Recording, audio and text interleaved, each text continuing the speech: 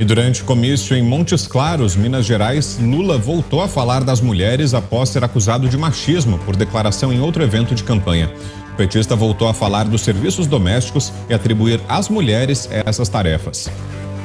A mulher não nasceu só para lavar louça, arrumar cama, lavar banheiro e cuidar do marido, não.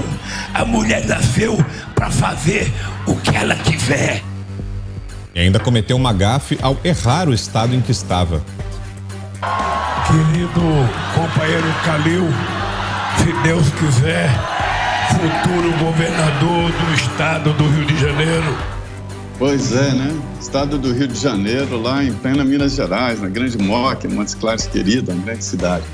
Olha só, esse mote de campanha está chato demais e entendo que a mulher deve até se sentir ofendida quando um político tenta usar essa condição e essa fala feminina que claramente merece ser revista na sociedade, porque todos os políticos só lembram da postura da mulher na época da eleição e pronto. A legislação que favoreceu a mulher quanto à exigência do número de candidaturas e agora em investimento financeiro ainda não prosperou e não existem candidatas viáveis. Isso porque não há formação na nossa cultura política de mulheres. As mulheres não são convidadas e não são colocadas em cargos de chefia nas administrações públicas.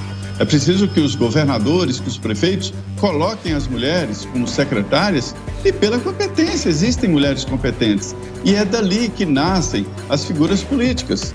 Homens e mulheres, quando são levadas para uma digestão pública, dali elas se encantam pela política ou não. Alguns ou algumas não se encantam. Mas essa acomodação, ela tem que ser temporal, ela tem que ser aos poucos, senão porque alguém usa politicamente esse nome e depois esquece. Lula foi presidente da República por 8 anos e depois veio a Dilma. E o que mudou?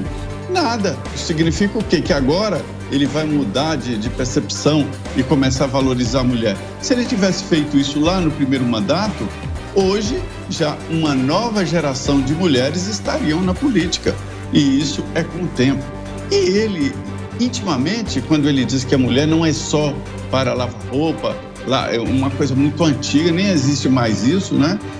Quer dizer, existem algumas situações de exceção, mas não é o que o brasileiro pensa. Isso denuncia de que se trata mesmo de um golpe de campanha eleitoral para colocar uma pecha no presidente Jair Bolsonaro, de que ele é contra a mulher e que Lula é o defensor de mulher. E quando ele fala assim, a gente vê que realmente ele não pensa o que fala e o que a campanha propõe. Já uma repetição de outras falas que o Lula já fez aí, ainda mais desastrosas antes, né, em outros momentos, em outros comícios, em relação às mulheres, né? Essa tentativa de parecer feminista, de usar o discurso correto, né, que agrade ao eleitorado feminino, mas que acaba saindo pela culatra porque revela de fato como eles pensam, né? Aliás, algo parecido está acontecendo com o presidente Jair Bolsonaro, que também aí recebeu orientação dos marqueteiros para mudar o discurso em relação às mulheres, evitar as piadinhas que ele sempre costumava fazer, algo que o aproxima, inclusive, do Lula, né, que no passado também fez piadinhas desse tipo, que continua fazendo, mas que sempre acaba escorregando aí, porque, afinal das contas, não é um discurso que cabe muito bem, que calha muito bem para nenhum dos dois. O que deveriam fazer, de fato, era falar o que pretendem fazer de políticas públicas que interessem as mulheres.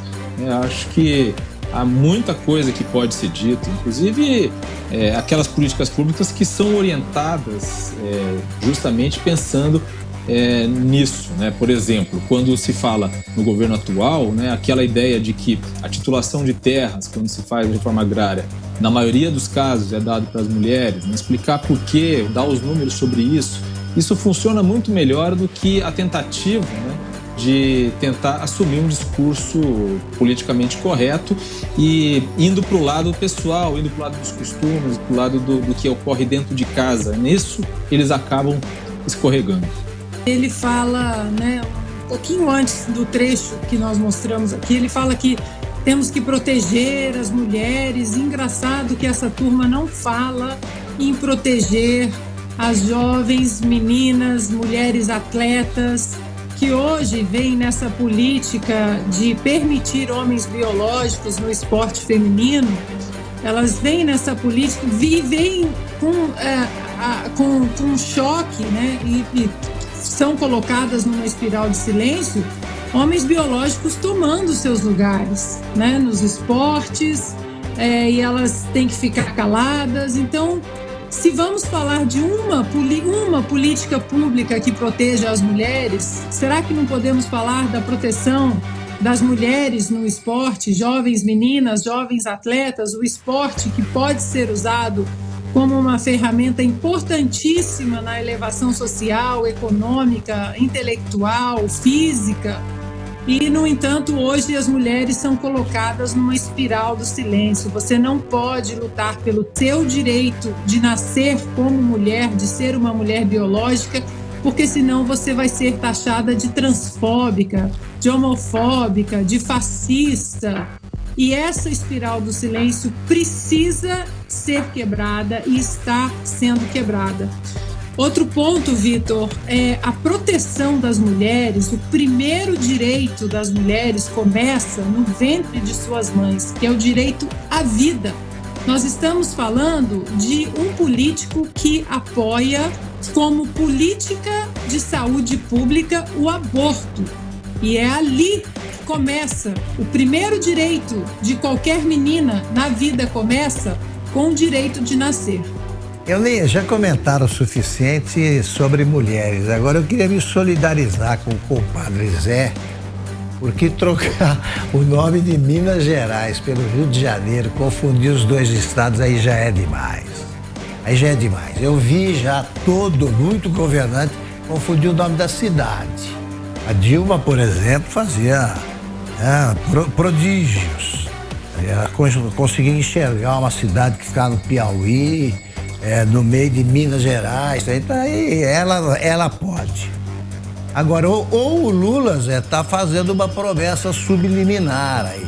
Ele vai, a Ana Paula também, claro, Ana Paula Mineira também foi ofendida. Então vocês dois têm que cobrar.